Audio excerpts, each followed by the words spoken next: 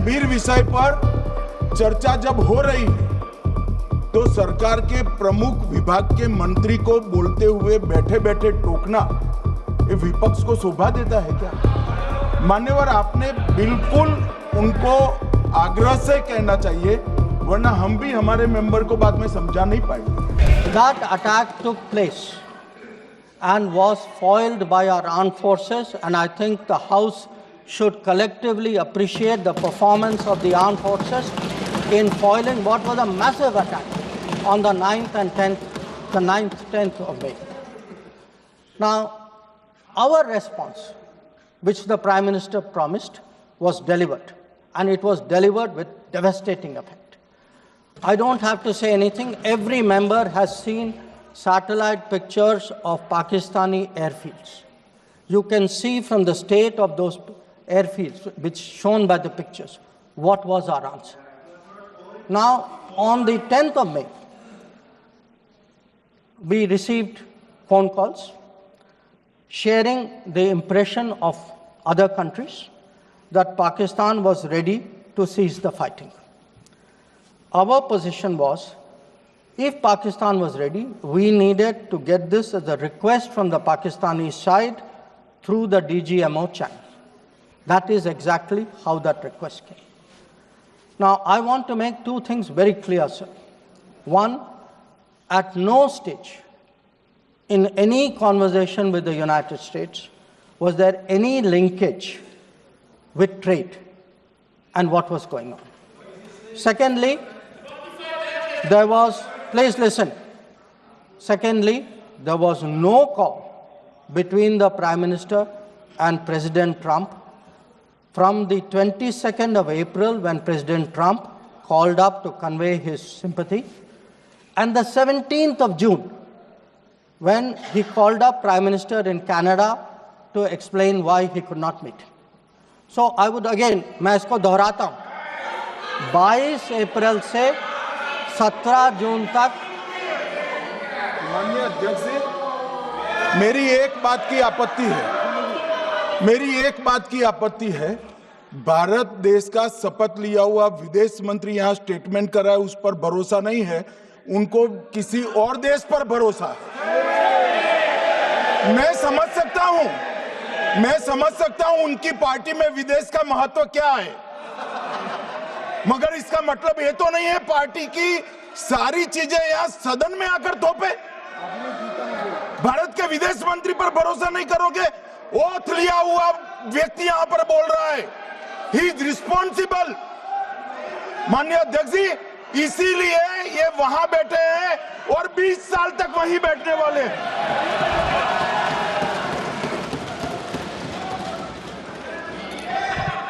Honorable Speaker, sir, in the course of the debate today, some points were made by members of the opposition. I would like to respond to some of them. We were asked, why did you stop at this time? Why did you not go further? Please see who's asking this question. This question is being asked by people who, after 26/11, felt that the best action was inaction. Now, I would like, sir, to read out, because one member said, nowadays BJP members like reading from books. You get the truth in books. Sometimes you don't like what we read in books. So let me read out, sir, two excerpts from a book by the National Security Advisor of the UPA government. After 26/11, a chapter, this is a book called Choices. He says, on sober reflection and in hindsight, I now believe the decision not to retaliate militarily, but to concentrate on diplomatic, covert and other means was the right one for that time and place. This is what he says. But did he even do that? Because 26/11 happened in November of 2008. What was the reaction? The reaction was Sharm el-Sheikh. Was that diplomatic? Was it covert? Was it military? Now, what did Sharm el-Sheikh do? In Sharm el-Sheikh, the then government and the Pakistani Prime Minister agreed terrorism is a main threat to both countries. Now, today, sir, people are saying, America is hyphenating you, Russia is hyphenating you. That is what I heard Deepinder Huda ji say. Hello, you are hyphenating yourself. I mean, you did not need a foreign country to say, please link India to Pakistan.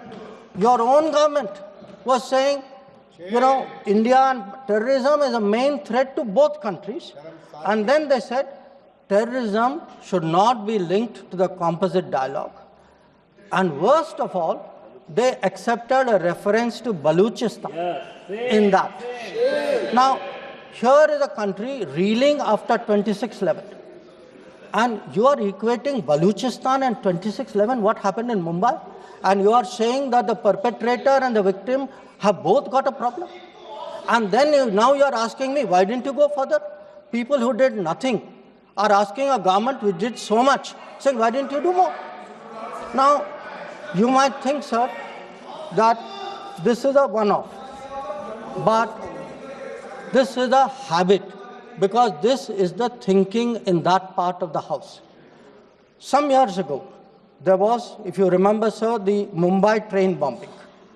The Mumbai train bombing happened in July of 2006. In September of 2006, 3 months after the Mumbai train bombing, at Havana, the UPA government, with its Pakistani counterpart, condemns all acts of terrorism as though we are both again equal, and agrees that it's a scourge that we need to effectively deal with together. And then they directed again resumption of dialogue. So what I want to highlight is, for people who did nothing to have the temerity, the gumption today to ask a government which did so much, which brought down Bhavalpur and Muridke, to say, why didn't you do more? I think it's extraordinary.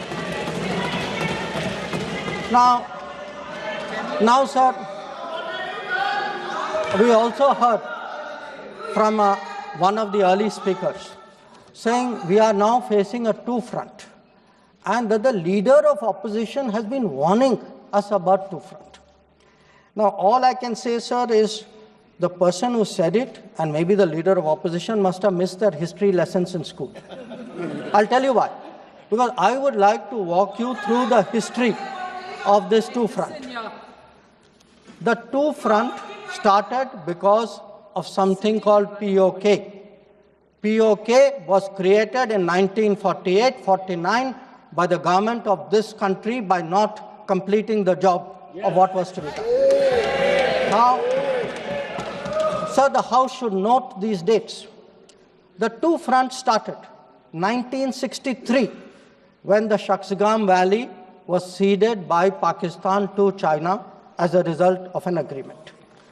Then in 1966, the Karakoram Highway was agreed upon, which took 20 years, was completed in 1986. Now, references were made to China-Pakistan military collaboration. So when did this collaboration start? I'll give you the year, 1966. In 1966, the first Chinese military supplies went to Pakistan. When did nuclear collaboration start? 1976. 1976, when Bhutto arranged for China-Pakistan to get together on this. And in 1980s, when Prime Minister Rajiv Gandhi was visiting China and Pakistan, that was when the nuclear collaboration was at its height. Now, let me go further. You will say, why are you talking history? So let me bring this further up. 2005, Pakistan-China Treaty of Friendship and Cooperation. 2006, Pakistan-China Free Trade Agreement. 2013, handing over of Gwadar to China, Gwadar port to China. May 2013, announcement of China-Pakistan Economic Corridor. So, sir, we are getting warnings about a US-China, Pakistan-China collaboration when this collaboration has been going on for 60 years. Now, let me also address two other points. There was a reference made to IMF that, why did you not stop? Why did you not stop? आपने सवाल उठाया तो जवाब भी सुनना पड़ेगा. आपने उठाया ना, आपके उपनेता ने उठाया, आपने सुनो जवाब. अब जैसे सवाल करोगे वैसे जवाब सुनने पड़ेंगे. Sir, the IMF loan which was given was approved in September 2024. It was an extended fund facility of $7 billion. Now, sir, the House should know, Pakistan is a serial borrower from the IMF. I think 16 or 17 times they have taken IMF package. Now, very interesting comparison, sir. In 2008, Pakistan got a standby arrangement of $9.70 billion. In 2013, it got another one of $5.9 billion. So the very people who are concerned today at a 7 billion package should remember a 15 billion package went through for Pakistan during that tenure. Now, reference was made, sir, to FATF. I want to say the longest period that Pakistan has been under FATF grey list has been under the tenure of the Modi government. During the Modi government, from 2018 to 2022, 1,576 days, Pakistan was in the grey list. Yes, they were in the grey list earlier also. I am not denying that. It was for a shorter period. But I again want the House to appreciate that the FATF meeting in May 2025 has kept Pakistan in the enhanced follow-up category, recognizing that the compliance of Pakistan is only partial. Now, sir, so much for Pakistan. Some members also raised issues pertaining to China. So I would like to spend a few minutes on that. So I would first like the House to appreciate, because today we are getting these lectures saying China is a great danger, China, Pakistan are together, we are warning you. So what does the Congress party really think about China? Don't go by what they say. Let us see what they did. In 2005, China was designated as a strategic partner during Prime Minister Wen Jiabao's visit to India. Strategic partner. And there is a concept, very famous concept called Chindia, sir, a belief that China and India have common interest. And the main proponent of Chindia is the party spokesman of the people opposite. Now, some mention was made about visits, including my visit. Yes, I went to China.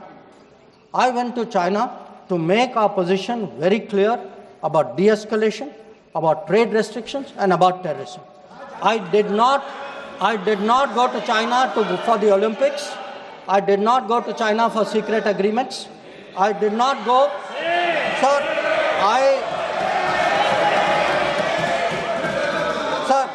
Sir, the House should know that people were watching Olympics when China was issuing stapled visas for people from Arunachal Pradesh and Jammu and Kashmir. This is the reality of China. Now, let me really tell you, sir, how is the relationship with China. Some years ago, विदेश मंत्री जी को संरक्षण देना चाहिए. उनके speaker जब बोल रहे थे, हम पूरे धैर्य से सुने. मैं बताऊंगा कितनी असत्य बातें बोली गई कल, परंतु फिर भी असत्य को भी हम हलाहल समझकर पी गए. अब ये सत्य भी नहीं सुन पाते हैं. माननीय अध्यक्ष जी, मुझे लगता है आपको प्रोटेक्शन देना चाहिए.